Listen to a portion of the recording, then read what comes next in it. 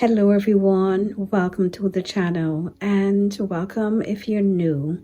I am Paulette, also known as Summer Breeze Country Cabin Living. So in today's video, I will be decorating this space in my living room for spring. The last time it was decorated was for late winter, and I've already went ahead and removed the pine cone stems and the Norfolk stems from the black vase, and I will be replacing that vase with something else that I will be sharing with you shortly. So I have this beautiful vessel slash vase, whatever you want to call it. I picked it up from Home Goods. I love everything about it. The scale is perfect. I just love the texture on it. The only thing I don't really care for is the color.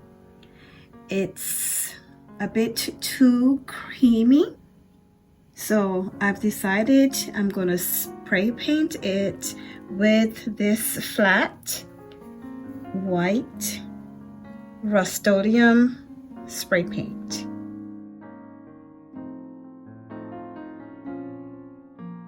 So I'm going to go ahead and remove all the items, give everything a good wipe down, and we're going to get started with a clean slate.